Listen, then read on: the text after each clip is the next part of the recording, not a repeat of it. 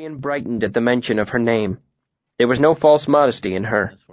She knew she was most beautiful, most skilled. She knew men told stories, and she knew her reputation. No man could resist her. No man could endure her. By the end of the song, pride had her sitting straighter. I finished the song. Would you like to hear another? I asked. She nodded and grinned eagerly. She sat among the cushions, back straight, as regal as a queen. I moved into a second song, similar to the first. It was called Lady Fay, or something of the sort. I didn't know who had written it, but they had an appalling habit of sticking extra syllables into their lines. It wasn't bad enough to get anything thrown at me in a tavern, but it was close. I watched Felurian closely as I played. She was flattered, but I could read a slight dissatisfaction growing, as if she was irritated, but she couldn't decide why. Perfect. Last, I played a song written for Queen Seru. I guarantee you haven't heard it, but I'm sure you know the type. Written by some toadying minstrel looking for a patronage, my father had taught it to me as an example of certain things to avoid when writing a song. It was a numbing example of mediocrity. You could tell the writer was either truly inept, had never met Seru, or that he simply didn't find her attractive at all. While singing it, I simply exchanged the name Felurian for Seru. I also replaced some of the better phrases with less poetic ones. By the time I was through with it, the song was truly wretched, and Felurian wore an expression of naked dismay upon her face. I sat for a long moment, as if deeply considering something. When I finally did speak, my voice was hushed and hesitant. Lady, might I write a song for you? The odds of us actually winning are really low. I gave her a sheepish smile. Her smile was like the moon through the clouds. She clapped her hands and threw herself onto me with a kittenish delight, peppering me with kisses. I need to hit one shot. Only fear that my lute might be broken kept me from properly enjoying the experience. Felurian pulled away and sat very still. I tried a couple of chord combinations, then stilled my hands and looked up at her. I will call it The Lay of Felurian. She blushed a bit and looked at me through lowered eyes, her expression bashful and brazen. We haven't been playing. All immodest boasting aside, I write a fine song when I set my hand to it, and my skills had recently been sharpened in the mayor's employ. I am not the best, but I am one of the best. Given enough time, a worthy subject, and the proper motivation, I dare say I could write a song nearly as well as Ilion. Nearly. Closing my eyes, I coaxed sweet strains from my lute.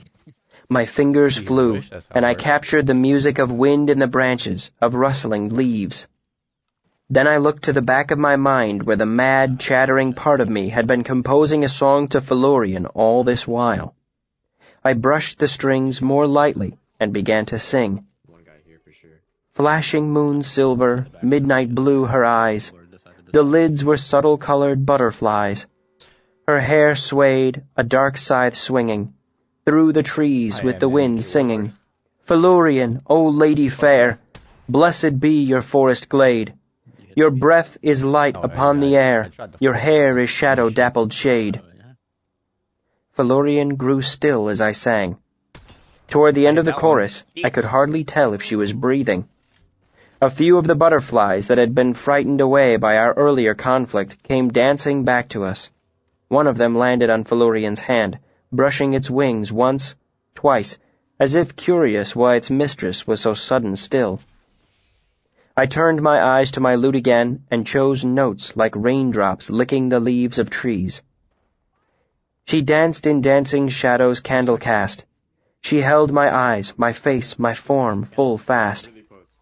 Her smile a snare 10 times as strong as legendary fairy song. O lady fair, Felurian, your kiss is honeysuckle sweet. I pity any other man, unknown to you and incomplete. I watched her from the corner of my eye. She sat as if listening with her entire body. Her eyes were wide. She'd raised one hand to her mouth, upsetting the butterfly resting there, while the other pressed against her chest as she drew a slow breath.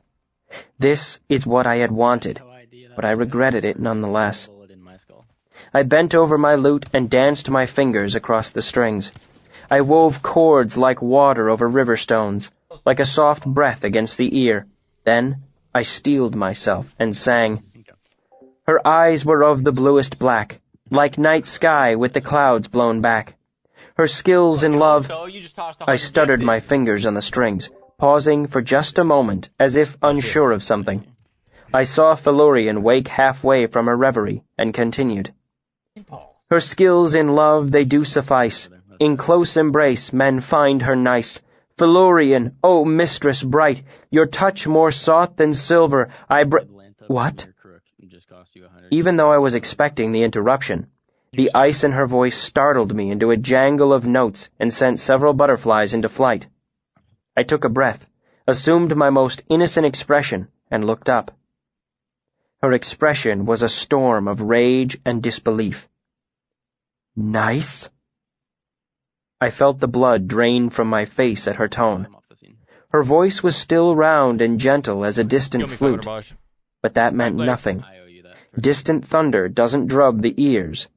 You feel it prowling through your chest. The quiet of her voice moved through me in that distant thunder way. Nice? It was nice, I said to mollify her, my air of innocence only half affected. She opened her mouth as if she would speak, then closed her mouth. Her eyes flashed pure fury. I'm sorry, I said. I should have known better than to try. I pitched my voice somewhere between broken spirit and beaten child. I lowered my hands from the lute strings. Some of the fire left her, but when she found her voice, it was tight and dangerous. My skills suffice? She hardly seemed able to force out the last word. Her mouth formed a thin, outraged line. I exploded, my voice a roll of thunder. How the hell am I supposed to know? It's not like I've ever done this sort of thing before. She reeled back at the vehemence of my words, some of the anger draining out of her. What is it you mean? She trailed off, confused. This! I gestured awkwardly at myself, at her, at the cushions and the pavilion around us, as if that explained everything. The last of the anger left her as I saw realization begin to dawn. You... No! I looked down, my face growing hot. I have never been with a woman. Then I straightened and looked her in the eye as if challenging her to make an issue out of it. Felurian was still for a moment. Then her mouth turned up into a wry smile. You tell me a fairy story, my quoth. I felt my face go grim. I don't mind being called a liar. I am. I am a marvelous liar. But I hate being called a liar when I'm telling the perfect truth. Regardless of its motivation, my expression seemed to convince her. But you were like a gentle summer storm. She made a fluttering gesture with a hand. You were a dancer fresh upon the field. Her eyes glittered wickedly. I tucked that comment away for later ego-polishing purposes. My reply was slightly wounded. Please. I'm not a complete rube. I've read several books. Felurian giggled like a brook. You learned from books? With a C. She looked at me as if she couldn't decide whether or not to take me seriously. She laughed, stopped, then laughed again. I didn't know if I should be offended. You were rather good, too, I said hurriedly, knowing I sounded like the last dinner guest to compliment her on a salad. As a matter of fact, I've read books. Books. Banger song. You compare me with books. Her anger crashed over me. Then, without even pausing for breath, Felurian laughed again, high and delighted. Her laugh was wild as a fox's cry, clear and sharp as morning bird song. It was no human sound. I put on my innocent face. Isn't it always like this? I kept my expression calm, while inwardly I braced myself for another outburst. Rifle price collapse. She simply sat. I am Felurian. It wasn't a simple stating of a name. It was a declaration. It was a proud flag flying. I held her eyes for a moment, then sighed and dropped my gaze to my lute. I'm sorry about the song. I didn't mean to offend you. It was more lovely than the setting sun, she protested, sounding close to tears. But nice? The words seemed bitter to her. I set my lute back into its case. I'm sorry. I can't fix it without some basis for comparison. I sighed. Pity. It was a good song. They would have sung it for 1,000 years. My voice was thick with regret. Felurian's expression brightened, as if with an idea. Then her eyes narrowed into slits. She looked at me as if she was trying to read something written on the inside of my skull. She knew. She knew I was holding the unfinished song as ransom. The unspoken messages were clear. Unless I leave, I can never finish the song. Unless I leave, no one will ever hear these beautiful words I have made for you. Unless I leave and taste the fruits mortal women have to offer, I'll never know how skilled you truly are. There, amid the cushions, under the eternal twilight sky, Felurian and I stared at each other. She held a butterfly, and my hand rested on the smooth wood of my lute. Two armored knights eyeing each other across a bloody field could not have matched the intensity of our stare. Felurian spoke slowly, gauging my response. If you go, will you finish it? I tried to look surprised, but I wasn't fooling her. I nodded. It's an enemy. Will you come back to me and sing it? My surprise became genuine. I hadn't considered her asking for that. I knew there would be no leaving the second time. I hesitated, but only for a barest moment. Half a loaf is better than none. I nodded. Promise? Mozambique, yeah. I nodded again. Promise with kisses? She closed her eyes and tilted her head back, like a flower basking in the sun. Life is too short to refuse offers like that. I moved toward her, drew her naked body toward my own, and kissed her as well as my limited practice would allow. It seemed to be good enough. As I pulled away, she looked up at me and sighed. Your kisses are like snowflakes on my lips. She lay back on the cushions, head resting on her arm. Her free hand brushed my cheek. To say she was lovely is such an understatement, I cannot begin to repair it. I realized that over the last several minutes, she hadn't been trying to make me desire her, at least not in any supernatural sense. She brushed her lips lightly over the palm of my hand and released it. Then she lay still, watching me intently. I think they ended up crafting. I was flattered. To this day, I know of only one answer to a question so politely phrased.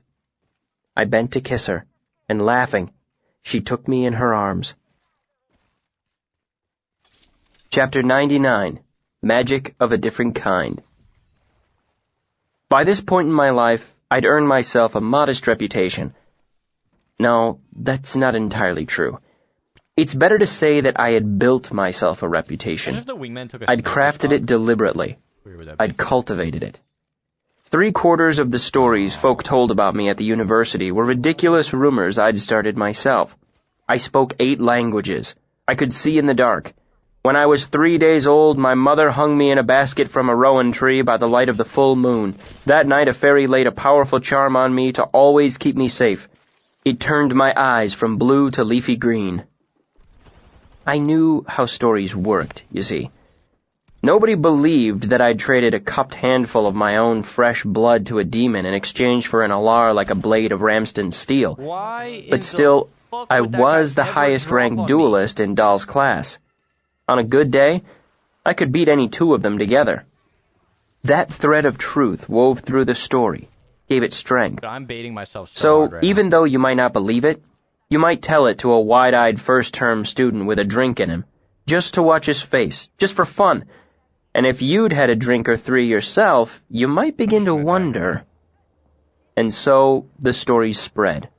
And so around the university, at least, my tiny reputation grew. Hello? There were a few true stories as well. Pieces of my reputation I'd honestly earned. I had rescued Fella from a blazing inferno. I had been whipped in front of a crowd and refused to bleed. I'd called the wind and broken Ambrose's arm. Still, I knew my reputation was a coat spun out of cobweb. It was storybook nonsense. There were no demons out there, bargaining for blood. There were no helpful fairies granting magic charms, and though I might pretend, I knew I was no Taborlin the Great. These were my thoughts when I woke, tangled in Felurian's arms. I lay quietly among the cushions for a time, her head resting lightly on my chest, her leg thrown loosely over mine. Looking up through the trees at the twilight sky, I realized I could not recognize the stars. They were brighter than those in the mortal sky, their patterns unfamiliar. It was only then that I realized my life had taken a step in a new direction. Up until now, I had been playing at being a young Taborlin. I had spun lies around myself, pretending to be a storybook hero. But now, there was no sense pretending. What I'd done was truly worth a story, every bit as odd and wonderful as any tale of Taborlin himself. I'd followed Felurian into the Fae, then bested her with magics I couldn't explain, let alone control. I felt different now. More solid somehow. Not older exactly, not wiser, but I knew things that I'd never known before. I knew the Fae were real. I knew their magic was real. I just want to know. Felurian could break a man's mind with a kiss. Her voice could tug me like a puppet by its strings. There were things I could learn here. Strange things. Powerful things. Secret things. Things I might never ever have a chance to learn again. I gently freed myself from Felurian's sleeping embrace and walked down to the nearby pool. I splashed water on my face and scooped up several handfuls to drink. I looked through the plants that grew at the water's edge. I picked some leaves and chewed them as I considered how I might approach the subject with Felurian. The mint sweetened my breath. When I returned to the pavilion, Felurian was standing there, brushing pale fingers through her long, dark hair. I handed her a violet, its color dark as her eyes. She smiled at me and ate it. I decided to approach the subject gently, lest I offend her. I was wondering, I said carefully, if you would be willing to teach me. She reached out to touch the side of my face gently. Foolish sweet, she said fondly. Have not I already begun? I felt excitement rise in my chest, amazed that it could be so simple. Am I ready for my next lesson? I asked. Her smile grew wider, and she looked me up and down, her eyes going half-lidded and mysterious. Are you? I nodded. It is good you are eager, Felurian said, her fluting voice tinged with amusement. You have some cleverness and natural skill, but there is much to learn. She looked into my eyes, her delicate face gravely serious. When you leave to walk among the mortal, I will not have you shame me. What's up, goat? Felurian took my hand and drew me into the pavilion. She pointed. Sit. I sat on a cushion, placing my head level with the smooth expanse of her stomach. Her navel was terribly distracting. She looked down at me, her expression proud and regal as a queen. A Mauen, she said, spreading the fingers of one hand and making a deliberate gesture. Oh my God. This we call the hushed heart, an easy lesson to begin. and one I expect you will enjoy." Shit. Felurian smiled at me then, her eyes old and knowing. And even before Whoa, she pushed shit. me back against the cushions and began to bite the side of my neck, I realized that God. she did not intend to teach me magic. Or if she did, it was magic of a different kind. While it was not the subject I'd hoped to study under her, it's fair to say that I was not Ow. entirely disappointed. Learning lover's arts from Felurian far outstripped any curriculum offered at the university.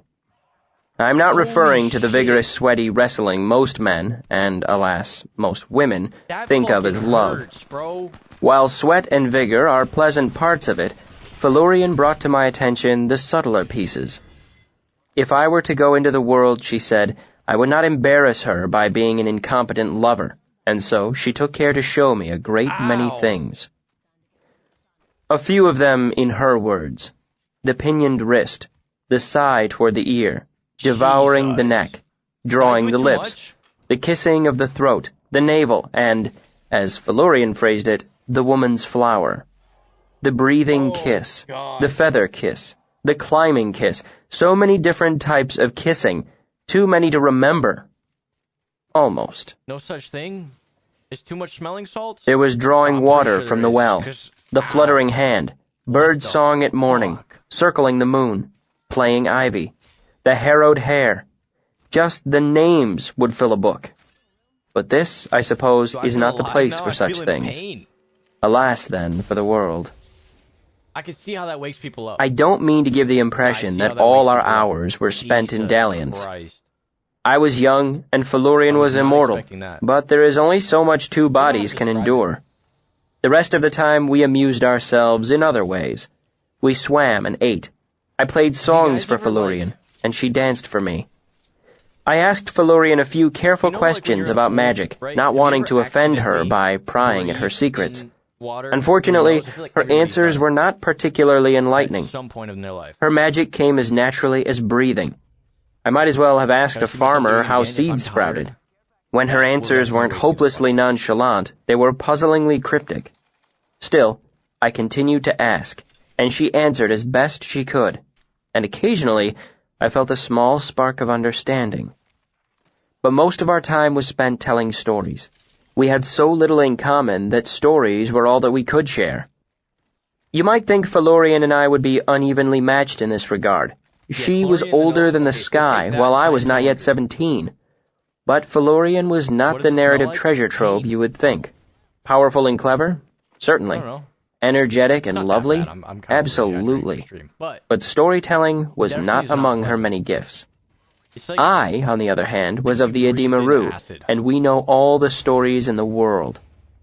So I told her The Ghost and the Goose Girl. I told her Tam and the Tinker's Spade. I told her stories of woodcutters and widows' daughters and the cleverness of orphan boys. In exchange, Felurian told me manling Was not. stories. The Hand at the Heart of the Pearl, But did what it was supposed The to, Boy Who Ran basically. Between. The Fae No, have that their would own cast of definitely legendary wake me up characters. if I was tired. Maven the Man-Shaped, Alavan Allface. Surprisingly, Felurian had never heard of Taborlin the Great or Oren Velsitor, but she did know who Ilian was. It made me proud that one of the Edema Rue had gained a place in the stories the Fae tell each other. If it burned you, that was too I wasn't much. blind to the fact that Felurian herself might have the Yeah, information I was looking that for fucking about the burned, Aemir and the for sure. Chandrian. How much more enjoyable It, would like, it be went to into learn the my truth from brain, I her forgot. rather than rooting endlessly through ancient books and dusty rooms? Unfortunately, Felurian wasn't the mine of I felt it in my information brain. I'd hoped. I don't know if you're She knew supposed to feel it in stories your of the brain, Aemir, but they were thousands but of I can years tell you, old. I felt it in my brain. When I asked her about the more recent Aemir, asking about church knights and the Ciridae with their bloody tattoos, basically. she merely laughed. It literally There were feels like never you any breathe human acid. Aemir, she said, dismissing the idea out of hand. Those you speak of sound like children dressing in their parents' clothes. While I might expect that reaction from others, getting it from Felurian was particularly disheartening. Still, it was nice to know I had been right about the Aemir existing long before they became Knights of the Talon Church. Then, since the Aemir were a lost cause, I tried to steer her in the direction of the Chandrian. No, she said, looking me squarely in the eye, her back straight. "I will not speak of the 7. Her soft voice held no lilting whimsy, no playfulness, no room for discussion or negotiation. For the first time since our initial conflict, I felt a trickle of icy fear sweep over me. She was so slight and lovely. It was so easy to forget what she truly was. Still, I couldn't let the subject go so easily. This was, quite literally, a once-in-a-lifetime opportunity. If Felurian could be persuaded to tell me even a piece of what she knew, I could learn things no one else in the world might know. I gave her my most charming smile and drew a breath to speak, but before I could get the first word out, Felurian leaned forward and kissed me full upon the mouth. Her lips were plush and warm. Her tongue brushed mine, and she bit the swell of my lower lip playfully. When she pulled her mouth from mine, it left me breathless with a racing heart. She looked at me, her dark eyes full of tender sweetness. She laid her hand along my face, brushing my cheek as gently as a flower.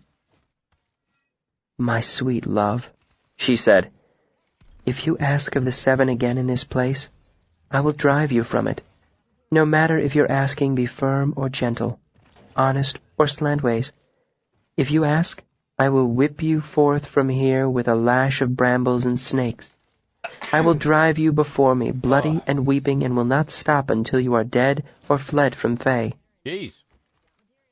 She didn't look away from me as she spoke, and though I hadn't looked away or seen them change, her eyes were no longer soft with adoration. They were dark as storm clouds, hard as ice. "I do not jest," she said. "I swear this by my flower and the ever-moving moon. I swear it by salt and stone and sky. I swear this singing and laughing by the sound of my own name." She kissed me again, pressing her lips to mine tenderly. "I will do this thing." And that was the end of it. I might be a fool, but I am not that much of a fool. Felurian was more than willing to talk about the Fae realm itself, and many of her stories detailed the fractious politics of the Faean courts, the Toyne Mail, the Dain Dan, the Gorse Court.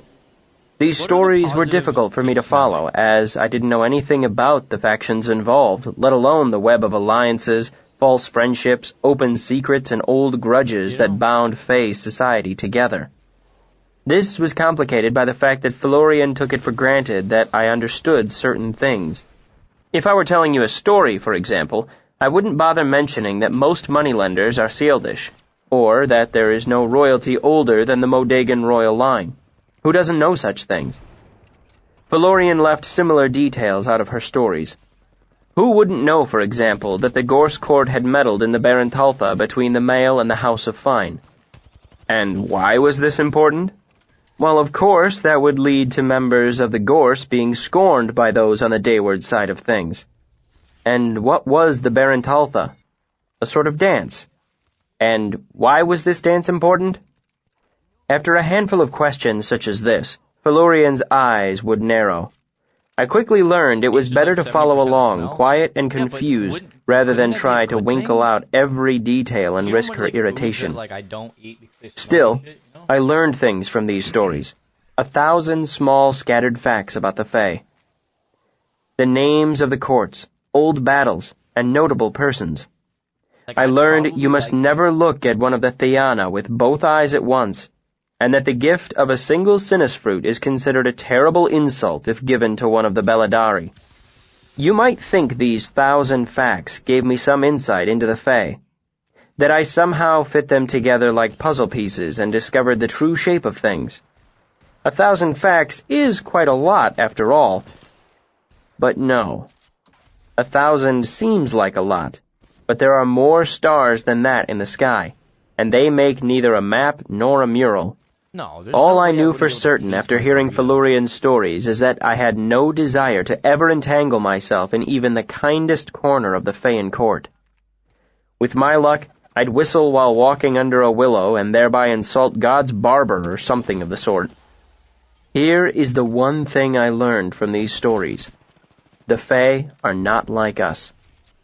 This is endlessly easy to forget because many of them look as we do. They speak our language. They have 2 eyes. They have hands, and their mouths make familiar shapes when they smile.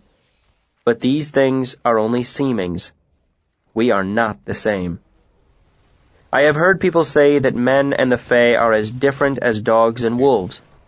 While this is an easy analogy, it is far from true. Dude, we're gonna die. Wolves and dogs are only separated by a minor shade of blood. Both howl at night. If beaten, both will bite. No. Our people and theirs are as different as water and alcohol. In equal glasses, they look the same, both liquid, both clear, both wet after a fashion. But one will burn, the other will not. This has nothing to do with temperament or timing. These 2 things behave differently because they are profoundly, fundamentally not the same. The same is true with humans and the Fae. We forget it at our peril. Chapter 100. Shade. I should perhaps explain a few peculiarities of the Fae. At first glance, Felurian's forest glade did not seem particularly odd. In most ways, it resembled an ancient, untouched piece of forest. If not for the unfamiliar stars above, I might have suspected I was still in an isolated piece of the Eld. But there were differences. Since I had left my mercenary companions, I had slept perhaps a dozen times. Despite this, the sky above Felurian's pavilion remained the deep purpling blue of summer dusk and showed no signs of changing. I had only the roughest guess as to how long I had been in the Fae. More importantly, I had no idea how much time might have been passing in the mortal world. Stories are full of boys who fall asleep in fairy circles only to wake as old men. Young girls wander into the woods and return years later looking no older and claiming only minutes have passed. For all I knew, years could pass each time I slept in Felurian's arms. I could return to find a century had passed, or no time at all. I did my best not to think about it. Only a fool worries over what he can't control. The other difference in the Fae realm was much more subtle and difficult to describe. In the Medica, I had spent a fair amount of time around unconscious patients. I mention this to make a point.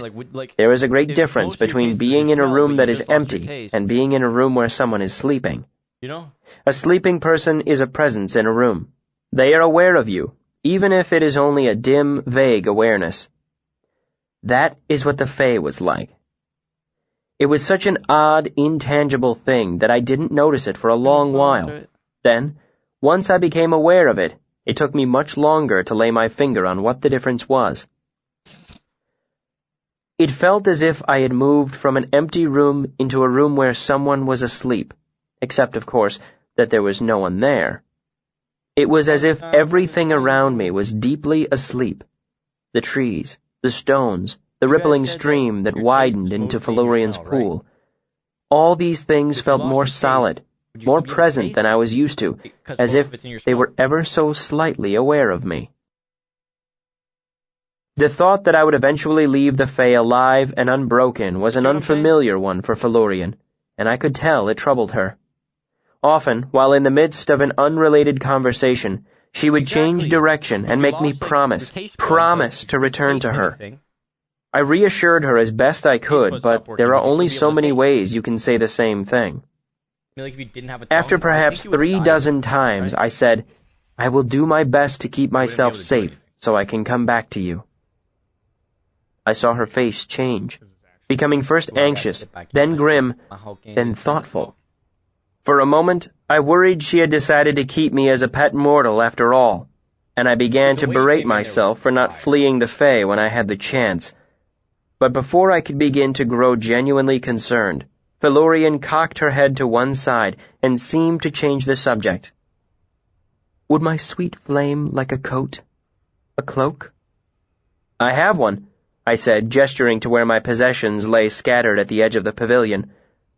Only then did I notice that the tatty old tinker's cloak wasn't there. I saw my clothes, my boots, and my travel sack still bulging with the mayor's lockbox, but my cloak and sword were gone. The fact that I hadn't noticed their absence was understandable, as I hadn't bothered dressing since I first woke next to Felurian. She looked me over slowly, her expression intent, her eyes lingering on my knee, my lower arm, my upper arm. It was only when she took hold of my shoulder, turned me so she could examine my back, that I realized she was looking at my scars. Felurian took hold of my hand and traced a pale line that ran along my forearm. You are not good at keeping yourself safe, my quoth. I was a little offended, especially as there was more than a little truth to what she said. I do fairly well, I said stiffly, considering the trouble that I find. Felurian turned over my hand and examined my palm and fingers closely. You are not a fighter, she mused softly to herself, yet you are all iron-bitten. You are a sweet bird that cannot fly. No bow, no knife, no chain. Her hand moved to my foot, running thoughtfully along the calluses and scars from my years on the streets of Tarbean. You are a long walker. You find me in the wild at night. You are a deep knower, and bold, and young, and trouble finds you. She looked up at me, her face intent. Would my sweet poet like a shade? A what? She paused as if considering her words. No way that guy's a shadow. I smiled. I already have one. Then I checked to make sure. I was in the Fae, after all. There's two on me. I had one. Felurian frowned, shaking her head at my lack of understanding. He's on this door. Another I would give a shield, and it would keep him safe from harm. Another I would gift with amber, bind a scabbard tight with glamour, or craft a crown so men might look on you with love. Hit me once with the wingman. She shook her head solemnly. Oh my god, he just got so many. But not for you. You are a night walker, a moon follower. You must be safe from iron, from cold, from spite. You must be quiet. He wins this. You must be light. You must move softly in the night. You must be quick and unafraid. She nodded to herself. This means I must make you a shade. She stood and started walking toward the forest. Come, she said. Felurian had a way of making requests that took some getting used to. I discovered that unless I was steeling myself to resist, I'd find myself automatically doing whatever it was she asked of me. It wasn't that she spoke with authority. Her voice was too soft and edgeless to carry the weight of command. She did not demand or cajole. When she spoke, it was matter-of-fact, as if she couldn't imagine a world in which you didn't want to do exactly as she said. Because of this, when Felurian told me to follow her, I jumped like a puppet with its strings pulled. Soon, I was padding along beside her, deep in the twilight shadows of the ancient forest, naked as a jaybird. I almost went back to grab my clothes, then decided to follow some advice my father had given me when I was young. Everyone eats a different part of the pig, he'd said. You want to fit in? You'll do the same. Different places, different decorums. So I followed, naked and unprepared. Felurian struck out at a good pace, the moss muffling the sound of our bare feet. As we walked, the forest grew darker. At first, I thought it was simply the branches of the trees arching over our heads. Then I realized the truth. Above us, the twilight sky was slowly growing darker. Eventually, the last hint of purple was gone, leaving the sky a perfect velvet black, flecked with unfamiliar stars. That's not a banger. That's a fucking banger. Felurian kept walking. I could see her pale skin in the starlight and the shapes of trees around us, but nothing more. Thinking myself clever, I made a sympathetic binding for light and held my hand above my head as if it were a torch. I was more than slightly proud of this, as the motion to light binding is rather difficult without a piece of metal to use as a focus. Light swelled, and I caught a moment's glimpse of our surroundings. Dark trunks of trees rose like massive pillars as far as the eye could see. You're not great, but there were no low-hanging branches, no undergrowth, no grass, only dark moss underfoot and the arch of dark branches overhead. I was reminded of a vast, empty cathedral swathed in sooty velvet. "Siarnalius!" Felurian snapped. R.I.P. Houdini, man. Understanding her tone, if not her words, I broke the binding and let the darkness rush back over us. An instant later, Felurian leapt at me and bore me to the ground, her lithe, naked body pressed against mine. It was not an entirely uncommon occurrence, but this time the experience was not particularly erotic as the back of my head struck a knuckle of protruding root. Because of this, I was half dazed and 9/10 blind when the earth shuddered slightly beneath us. Something vast and almost perfectly silent stirred the air above us and slightly off to one side of where we lay. Poised atop me, one leg on either side, Felurian's body was as taut as a harp string. The muscles of her thighs were tense and quivering. Her long hair fell over us, covering us like a silk sheet. Her breasts pressed against my chest as she drew a shallow, silent breath. Her body thrummed with the rhythm of her racing heart, and I felt her mouth move where it rested near the hollow of my throat. Softer than a whisper, Gold armor, right? Felurian spoke a gentle, edgeless word. I felt it press against my skin, sending silent ripples through the air the same way a thrown stone makes circles on the surface of a pond. There was a soft sound of movement above us, as if someone was folding a huge piece of velvet around a piece of broken glass. Saying that, I realize it makes no sense, but still, that is the best way I can describe the sound. It was a soft noise, the half-heard sound of deliberate movement. I cannot tell you why it made me think of something terrible and sharp, but it did. My forehead prickled with sweat, and I was filled with a sudden pure and breathless terror. Felurian went perfectly still, as if she were a startled deer or a cat about to pounce. Quietly, she drew a breath, then spoke a second word. Her breath brushed hot against my throat, and at the half-heard word, my body thrummed as if I were a drumhead soundly struck. Felurian turned her head a bare degree, as if straining to listen. This movement pulled 1,000 strands of her splayed hair slowly over the entire left half of my naked body, covering me in gooseflesh. Even in the grip of my nameless terror, I shivered and gave a soft, involuntary gasp. There was a stirring in the air directly above us. The sharp nails of Felurian's left hand dug hard into the muscle of my shoulder.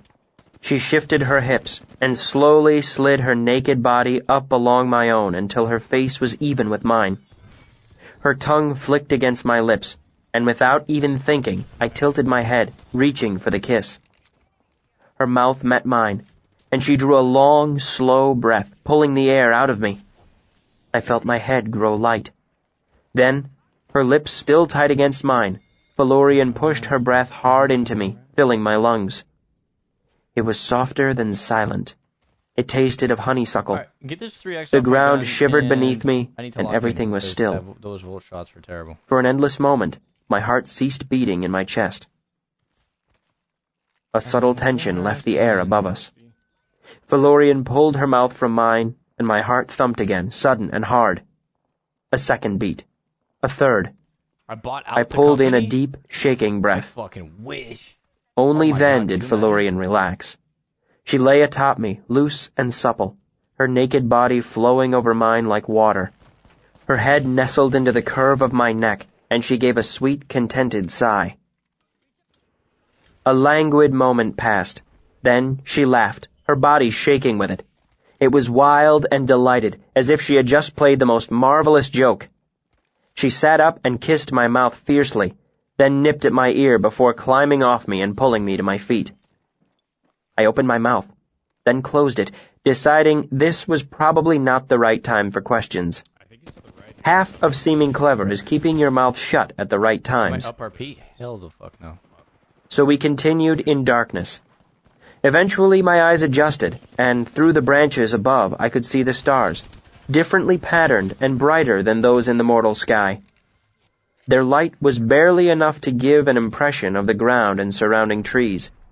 Felurian's slender form was a silver shadow in the darkness. We kept walking, and the trees grew taller and thicker, blocking out the pale starlight bit by bit. Then it became truly dark. Felurian was little more than a piece of pale darkness ahead of me. She stopped walking before I lost sight of her entirely and cupped her hands around her mouth as if she were about to shout.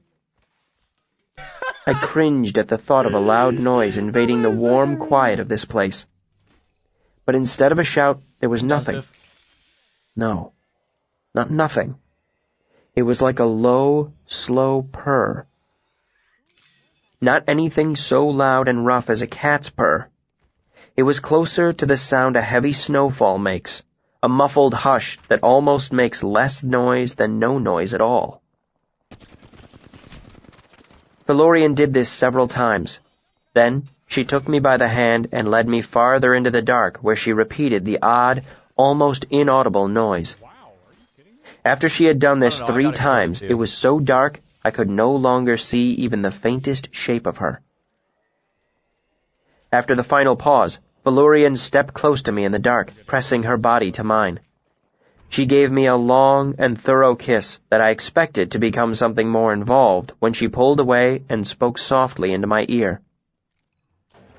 "Quietly," she breathed. "They come." For several minutes I strained my eyes and ears to no avail. Then I saw something luminous in the distance.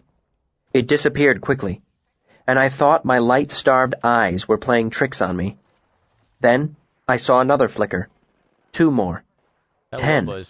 100 pale lights danced toward us through the trees, faint as foxfire. I'd heard of fool's fire before, but never seen it. And given that we were in the Fae, I doubted this was anything so mundane. I thought of 100 fairy stories and wondered which of those creatures could be responsible for these dim, madly dancing lights. Tom Sparks? Will-o-wisps? Dennerlings with lanterns full of corpse light? Then they were all around us, startling me. The lights were smaller than I'd thought, and closer. I heard the hushed snowfall sound again, this time from all around me. I still couldn't guess what they might be until one of them brushed my arm as lightly as a feather. They were moths of some sort. Moths with luminescent patches on their wings. They shone with a pale silvery light too weak to illuminate anything around them. But hundreds of them, dancing between the boles of trees, showed the silhouette of our surroundings. Some of them lit on trees or the ground. A few landed on Felurian, and though I still could not see more than a few inches of her pale skin, I could use the moving light of them to follow her. We walked a long while after that, Felurian leading between the trunks of ancient trees. Once I felt grass soft beneath my bare feet instead of moss. We have 5 seconds. Then there was soft soil, as if we were crossing a farmer's fresh-tilled field. For a time, we followed a twisting path of smooth, paved stones that led us over the arch of a high bridge.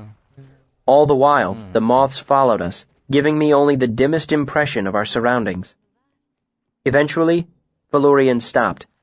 By now, the darkness was so thick, I could almost feel it like a warm blanket around me. I could tell by the sound of the wind in the trees and the motion of the moths that we were standing in an open space. There were no stars above us. If we were in a clearing, the trees must be vast for their branches to meet overhead. But for all I knew, we could just as easily be deep underground. Or perhaps the sky was black and empty in this portion of the Fae. It was a strangely unsettling thought.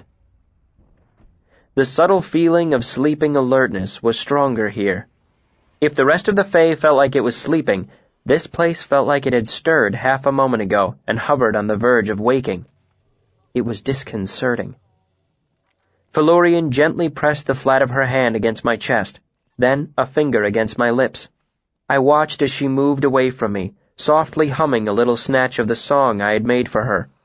But even this piece of flattery couldn't distract me from the fact that I was in the center of the Fae realm, blind, stark naked, and without the slightest idea of what was going on.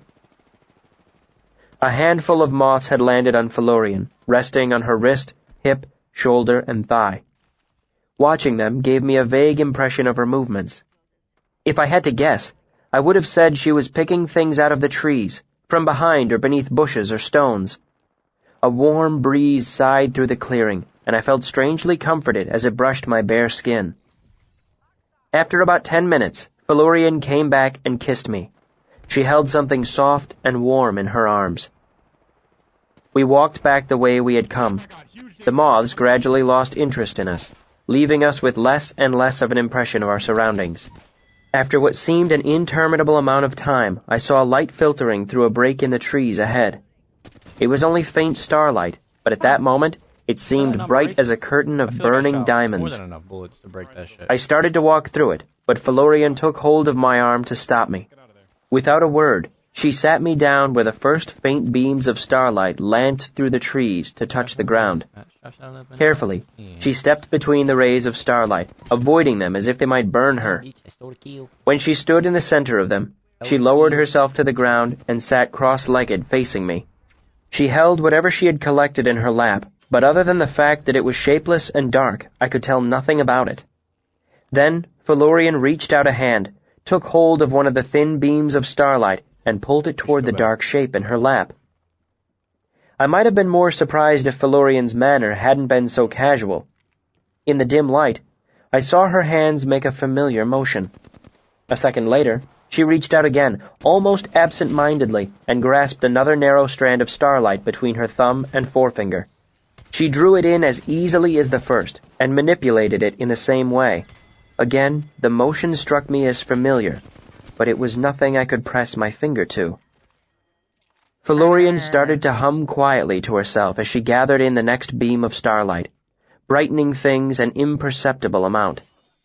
The shape in her lap looked like thick, dark cloth. Seeing this, I realized what she reminded me of. My father sewing. Was she sewing by starlight? Sewing with starlight. Realization came to me in a flood. Shade meant shadow. She had somehow brought back an armful of shadow and was sewing it with starlight. Sewing me a cloak of shadow. Sound absurd? It did to me, but regardless of my ignorant opinion, Felurian took hold of another strand of starlight and brought it to her lap. I brushed any doubt aside. Only a fool disbelieves what he sees with his own eyes. Besides, the stars above me were bright and strange. I was sitting next to a creature out of a storybook. She had been young and beautiful for 1,000 years. She could stop my heart with a kiss and talk to butterflies. Was I going to start quibbling now? I'd be so good at this game. After a while, I moved closer so I could watch more carefully. My bullets were my She smiled as I sat next to her, favoring me with a hasty kiss. I'd actually be so good at I this asked a couple questions, but her answers either made no sense or were hopelessly nonchalant. She didn't know the first thing about the laws of sympathy or sigildry or the Alar. She simply didn't think there was anything odd about sitting in the forest holding a handful of shadow. First, I was offended. Then, I was terribly jealous. I remembered when I'd found the name of the wind in her pavilion. It had felt as if I were truly awake for the first time. True knowledge running like ice in my blood. The memory exhilarated me for a moment, then left me with a broken chord of loss. My sleeping mind was slumbering again. I turned my attention back to Felurian and tried to understand. Before too long, Felurian stood in a fluid motion and helped me to my feet. She hummed happily and took my arm as we strolled back the way we had come, chatting of little things. She held the dark shape of the shade draped easily over her arm. Then, just as the first faint hint of twilight began to touch the sky, she hung it invisibly in the dark branches of a nearby tree. Sometimes, slow seduction is the only way, she said. The gentle shadow fears the candle flame. She could hit fire. How could your fledgling shade not feel the same? Chapter 101. Close Enough to Touch. After our shadow-gathering expedition, I asked more pointed questions about Felurian's magic. Most of her answers continued to be hopelessly matter-of-fact. How do you take hold of a shadow? She motioned with one hand as if reaching for a piece of fruit. That was how, apparently. Other answers were nearly incomprehensible, filled with fey words I didn't understand. When she tried to describe those terms, our conversations became hopeless rhetorical tangles. At times, I felt like I'd found myself a quieter, more attractive version of Elodin. Still, I learned a few scraps. A banger too. What she was doing with the shadow was called gramarye. When I asked, she said it was the art of making things be. This was distinct from glamory, which was the art of making things seem. I also learned that there aren't directions of the usual sort in the Fae. Your trifoil compass is useless as a tin codpiece there.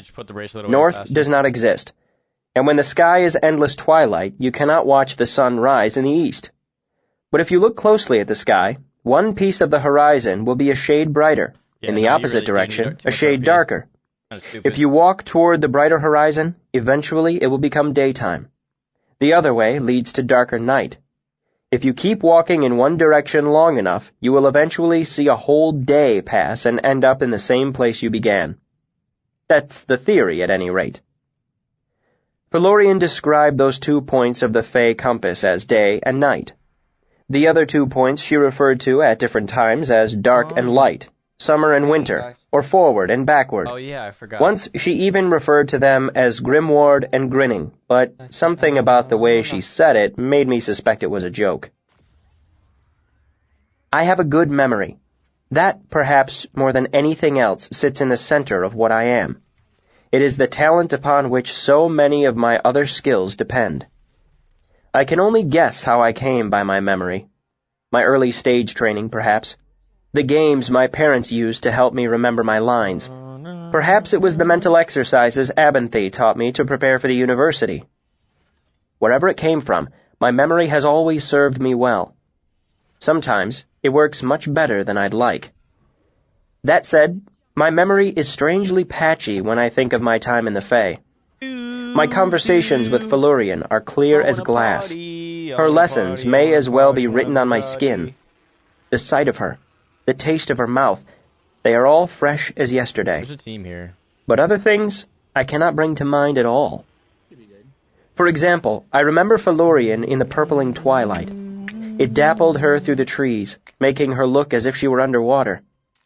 I remember her in flickering candlelight, the teasing shadows of it concealing more than it revealed. And I remember her in the full, rich amber of lamplight. She basked in it like a cat, her skin warm and glowing. But I do not remember lamps or candles. There is a great deal of fuss when dealing with such things, but I cannot remember a single moment spent trimming a wick or wiping soot from the glass hood of a lamp. That guy as well. I do not remember the smell of oil or smoke or wax. I remember eating fruit and bread and honey. Felurian ate flowers, fresh orchids, wild trillium, lush celis. I tried some myself. The violets were my favorite. I don't mean to imply she ate only flowers. She enjoyed bread and butter and honey. She liked blackberries especially. And there was meat, too. Not with every meal, but sometimes. Wild venison, pheasant, bear. Felurian ate hers so rare that it was almost raw. She was not a fastidious eater, either. Not prim or courtly.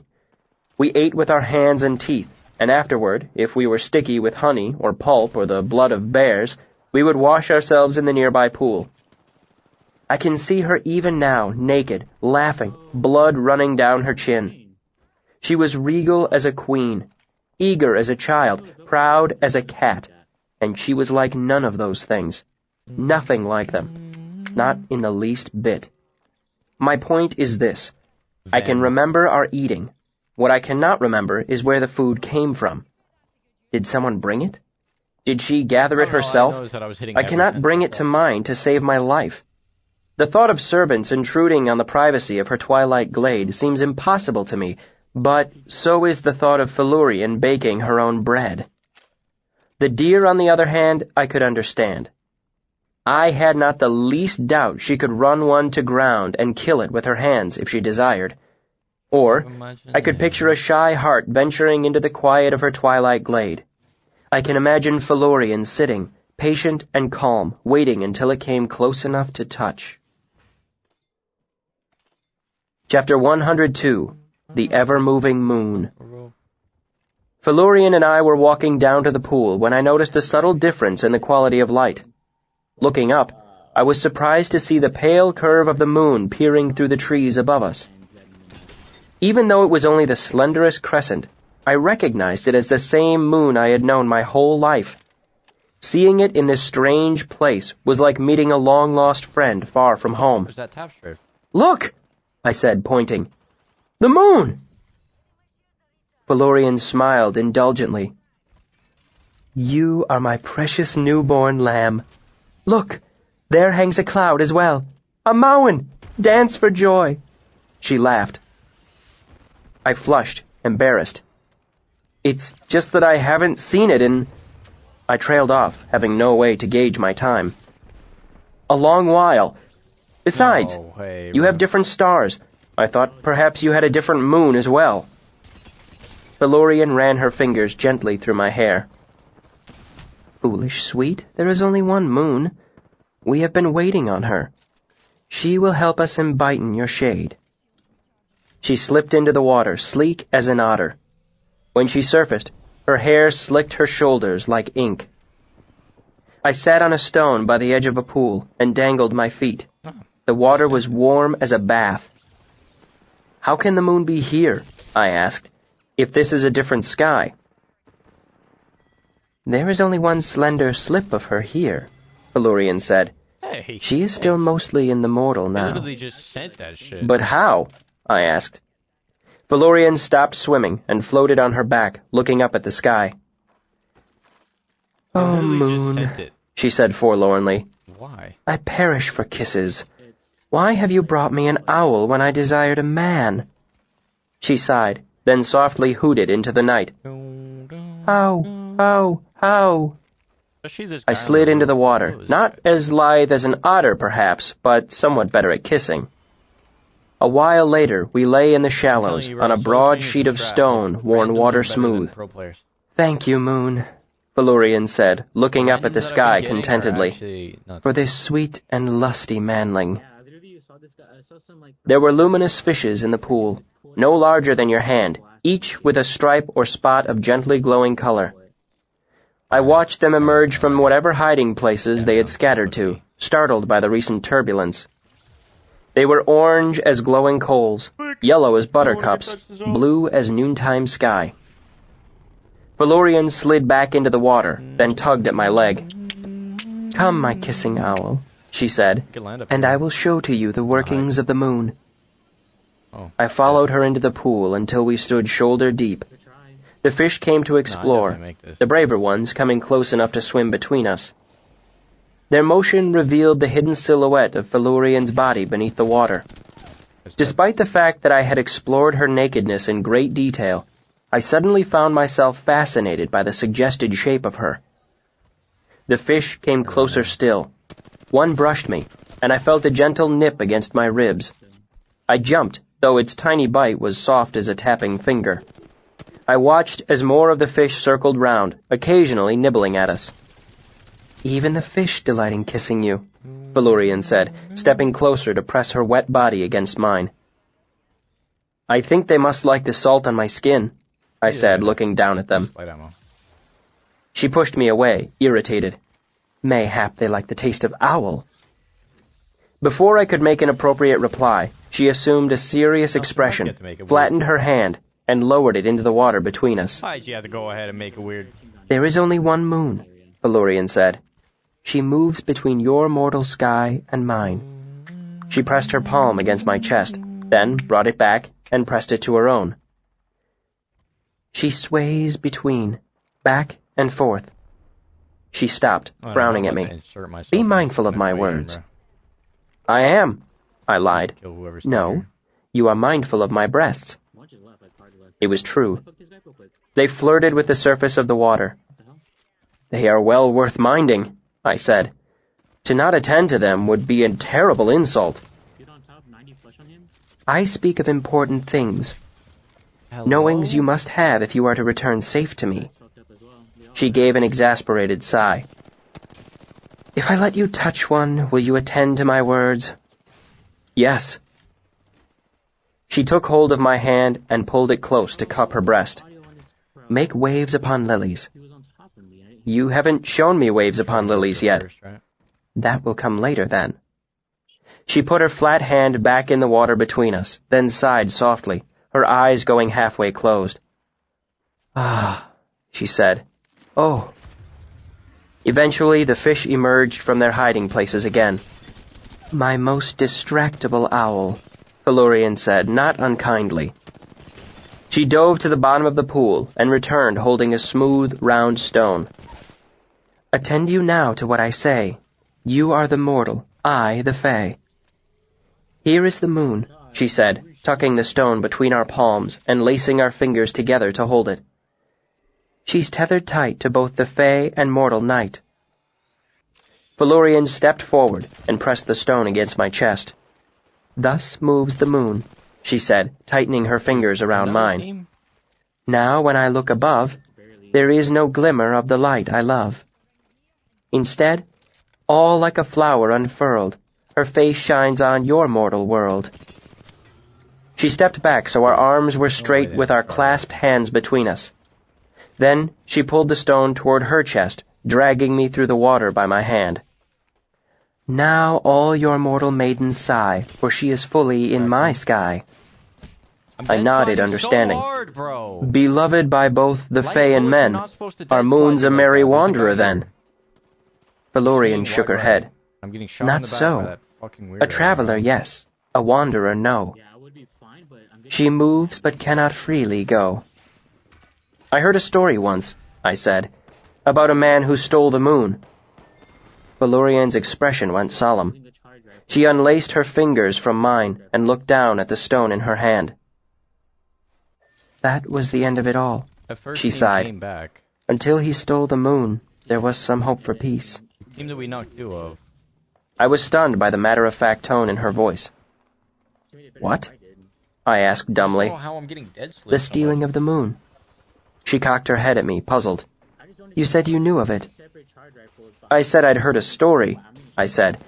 But it was a silly thing. I just read Not a story of what truly was. It was It was the sort of story that you tell a child. She smiled again. You may call them fairy stories. I know of them. They are fancies. We tell our children manling tales betimes. That was fun. But the moon was That was truly not beautiful stolen? to watch. I That was asked. painful to watch. That was no fancy? Felurian scowled. This I have been showing you, she said, bringing her hand down in an angry splash. I found myself making the Adem gesture for apology below the surface of the water before realizing it was doubly pointless. I'm sorry, I said, but without the truth of this story, I am lost. I beg of you to tell me it. It is an old story, and a sad one. She gave me a long look. What then will you trade me? The hushed heart, I said. In that you give a gift that is a gift to you, she said archly. What else? I will also make 1,000 hands, I said, watching her expression soften. And I will show you something new I have thought of all myself. I call it swaying against the wind. She crossed her arms and looked away, making a great show of indifference. New perhaps to you. I doubtless know it by a different name. Perhaps, I said, but if you will not trade, you cannot know. Very well, she conceded with a sigh, but only because you are quite good at 1,000 hands. Did I still get negative? I still got negative. Felurian Bro, looked up at the everybody that we slender killed moon was for a basically moment, master or then friend, said, and I got negative. Long before the cities of man, when negative before men, before fae, there were those who walked with their eyes open. They knew all the deep names of things. She paused and looked at me. Do you know what this means? When you know the name of a thing, you have mastery over it, I said. No, she said, startling me with the weight of rebuke in her voice. Mastery was not given. They had the deep knowing of things, not mastery. To swim is not mastery over the water. To eat an apple is not mastery of the apple. She gave me a sharp look. Do you understand? I didn't, but I nodded anyway, not wanting to upset her or sidetrack the story. 91,000 RP. These old name-knowers moved smoothly through the world. They knew the fox, and they knew the hare, and they knew the space between the two. She drew a deep breath and let it out in a sigh. No, you're Then came those who saw a thing and thought of changing it. That's why there's only 3 They players thought top in 50, terms of maybe not mastery. even, maybe 2. They were shapers, proud dreamers. She made a conciliatory gesture. And it was not all bad at first. There were wonders. Her face lit with memory, and her fingers gripped my arm excitedly. Once, sitting on the walls of Mirella, I ate fruit from a silver tree. It shone, and in the dark, you could mark the mouths and eyes of all those who had tasted it. Was Mirella in the Fae? Felurian frowned. No, I have said, this was before. There was but one sky, one moon, Still top 50? one world, and in it was Mirella, He's 40 and the already. fruit, and myself eating it, eyes shining in the dark. Probably be out in a little bit. How long ago was this? She gave a small shrug. Long ago. Long ago. Literally everybody. Longer is than either any book of Tokyo history or, I had ever seen, or even heard of. The archives had copies of Caleptenian histories that went back 2 millennia, and none of them held the barest whisper of the things Felurian spoke of. Forgive my interruption, I said as politely as possible, and made as much of a bow to her as I could without going entirely underwater. Mollified, she continued. Bread. The fruit was but the first of it. The early toddlings of a child. They grew bolder, braver, wild. Nice. The old knowers said stop, but the shapers refused. They quarreled and fought and forbade the shapers. They argued against mastery of this sort. Her eyes brightened. Dude, I don't But, think oh, people understand how she bad sighed. this fucking POI The is. things they made. This POI is This so from bad. a Why woman do people weaving like me it? a cloak out of shadow. I couldn't guess what she might marvel at. It's a gold mine, bro. See, it's hot. What did they make? A shish kebab? Yeah. Of course. I feel like everybody knows what a shish kebab is.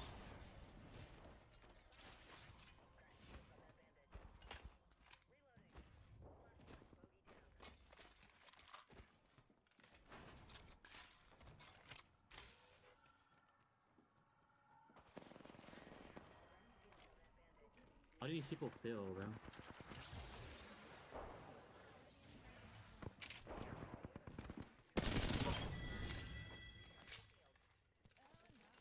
This guy landed like on top of me and then he just died.